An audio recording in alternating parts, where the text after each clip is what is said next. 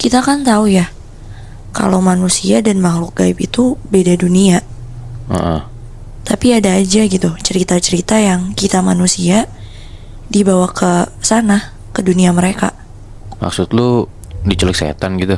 Iya bener Bi. Gue ada sih cerita tentang diculik setan gitu.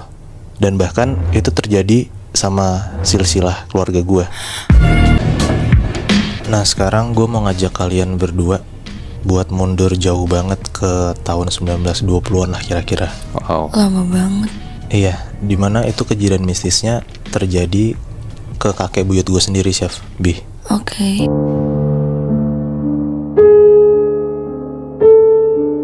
Jadi gue itu masih keturunan darah sama kerajaan Natal di Sumatera Utara. Kerajaan apa? Natal tuh daerah di Oke. Sumatera Utara. Nah, jadi ada satu masa di tahun 1800-an, ada satu keturunan kerajaan itu tuh yang milih untuk nikah sama yang bukan darah bangsawan juga. Oke. Nah, kan lo berdua paham kan kalau misalnya kalau keturunan bangsawan itu nggak boleh nikah sama yang bukan keturunan bangsawan juga. Iya. Haha. Nah, kalau misalnya mereka memilih untuk nikah sama yang bukan bangsawan, ya tahu dong akibatnya gimana. Iya. Nah, ini terjadilah sama salah satu dari garis keturunan gue. Nah, orang ini disumpahin sama ibunya sendiri karena dia memilih untuk nikah sama yang bukan bangsawan juga. Ibunya ini bilang sampai 7 turunan gak boleh ada satu orang pun yang ngelang kakinya di tanah ini. Tanah ini tuh tanah Natal Sumatera Utara itu. Oke. Oh. Nah, by the way, gue itu keturunan ke-6.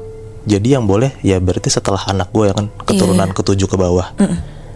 Nah, di tahun 1920 kakek buyut gue secara gak sengaja nginjekin kakinya di tanah Natal itu. Gue ceritain ya. Oke. Jadi kakek buyut gue itu kalau sekarang nyebutnya staf pemerintah lah. Nah, dia kerja jadi staf pemerintah di Bukit Tinggi waktu itu, waktu pas zaman Hindia Belanda. Nah, saat itu kejadiannya kakek buyut gue tuh masih umur sekitar 30-an lah. Jadi dia masih menjabat aktif dong di pemerintahan. Iya. Nah, ada satu waktu dia itu ditugasin untuk ngelakuin perjalanan dinas sama temen kerjanya berdua Oke. dari Sumatera Barat ke Sumatera Utara. Ada berdua nih sama Iya, temennya. berdua. Oke. Jadi kalau misalnya mau ngelewatin satu tempat yang di Sumatera Utara itu, dia harus ngelewatin tanah Natal itu. Harus. Untuk nyampe ke tempat dinasnya dia. Betul. Oke. Nah, rencana perjalanan mereka itu 3 hari. Karena yang mereka harus datang itu nggak cuma satu tempat. Jadi di sepanjang Sumatera Barat dan Sumatera Utara ada beberapa tempat yang harus mereka kunjungin buat nyelesain urusan mereka lah. Nah, di tengah perjalanan di hari kedua mereka berdua itu udah nyampe di daerah Sumatera Utara.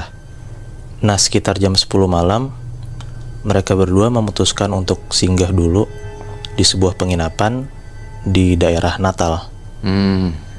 Tapi di sini buyut lu nggak tahu kalau dia nggak boleh ke daerah Natal. Nggak tahu Bi, kalau misalnya tahu kan berarti dia udah nolak untuk lewatin daerah Natal dong. Gitu. Jadi kakek buyut gue tuh merasa tidak ada apa-apalah di sana. Iya. Terus. Nah, di tempat penginapan itu karena masih zaman dulu banget, mandinya tuh keluar dari kamarnya. Jadi kayak di sumur. Terus penerangan juga belum ada banyak. Jadi tuh pas mereka berdua itu nyampe, itu tuh gelap banget. Penginapan tuh gelap banget. Gitu.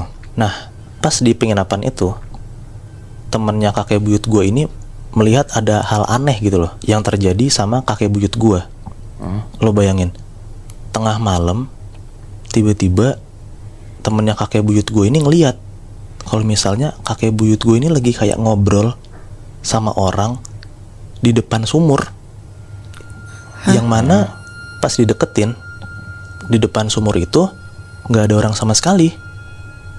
Jadi kayak kakek buyut gue itu ngobrol sendiri sama sumur gitu loh Bi, Chef. Aneh. Ya karena temennya nggak ngeliat ada orang sama sekali kan. Iya. Nah, temennya ini ngedeketin kakek buyut gue. Temennya ngajakin tidur, dia bilang, "Ayo mas, tidur. Soalnya kan besok pagi kita harus berangkat lagi." Nah, pas temennya kakek buyut gue ini ngomong, kakek buyut gue cuma nengok ke belakang, ngelihat temennya, habis itu nolehin lagi mukanya ke arah sumur. Nah terus lanjut ngomong sendiri lagi. Anjrit. Berarti temen kakek buyut lu kayak nggak dianggap gitu dong? Iya. Oke. Nah akhirnya temennya kakek buyut gue memutuskan untuk istirahat duluan. Nah beberapa jam kemudian temennya kakek buyut gue ini kebangun. Dia ngeliat kalau misalnya di kasur sebelah itu kakek buyut gue belum ada. Nah temennya ini ngecek keluar dan dia ngeliat kalau misalnya kakek buyut gue itu masih ada di depan sumur itu. Tapi yang sekarang kakek buyut gue itu lagi berusaha naik ke atas mulut sumur itu. Dan temennya panik dong. Iya. Ngeliat kalau misalnya ada temennya lagi tuh lagi berdiri di depan mulut sumur itu. Nah pas temennya kakek buyut gue ini mau nyamper kakek buyut gue, dia tuh ngeliat Syaf, dari sumur itu keluar sosok perempuan. Dan si perempuan itu tuh lagi berusaha narik kakek buyut gue untuk masuk ke dalam sumurnya. Jadi tuh temennya tuh ngeliat dengan jelas Syaf, ada tangan yang rogoh ke atas gitu, dan setengah kepala cewek dari dalam sumur itu. Nah pas temennya kakek buyut gue ini ngejer, kakek buyut gue ditarik ke dalam sumur itu. Hah? Duh. Sama cewek itu? Sama cewek yang dari sumur itu. Terus Temennya panik dong. Temennya langsung lari, minta bantuan sama orang-orang desa itu buat narik kakek buyut gue dari dalam sumur. Nah di situ katanya warga-warga tuh ngumpul di sumur itu dan berusaha buat nyelamatin kakek buyut gue. Tapi lo tahu nggak, begitu dicari sampai ke dalam sumur itu, kakek buyut gue nggak ada di dalam sumur itu. Badannya nggak ada. Oke, terus Sampai keesokan harinya kakek buyut gue nggak ditemuin. Dan sampai sekarang pun kakek buyut gue nggak tahu keberadaannya di mana.